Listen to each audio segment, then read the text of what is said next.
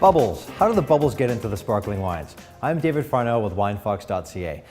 There are two main types of sparkling wine. Wines that got their bubbles into them through a fermentation inside the bottle, and wines that got their bubbles from an external CO2 pump, kind of like Coca-Cola or some other soda. Let's talk about the first category because that's really where the quality sparkling wine comes from.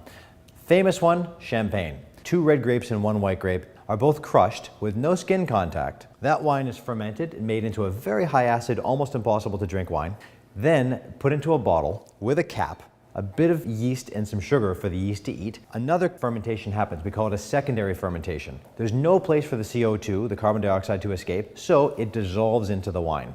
The longer this process goes on, the finer the bubble, the more expensive the wine.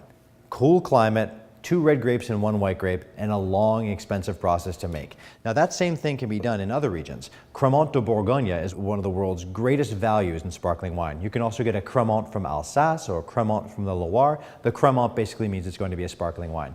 Now these wines are made in very much the same way as champagne. Several different grapes together. With skin contact a little bit, you make a rosé. With no skin contact, you get a clear wine.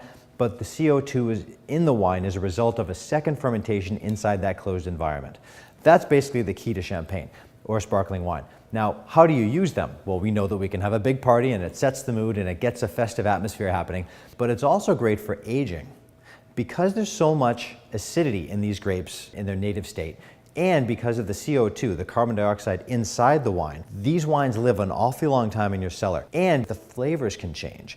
With a wonderfully old Chardonnay, a white Burgundy, you know that you'll pick up toffee and some of these other more caramelized flavors. Champagne can do very much the same thing. And it's wonderfully, wonderfully surprising to pull out a 20 or 30-year-old bottle of champagne and have people say, oh my goodness, what is this?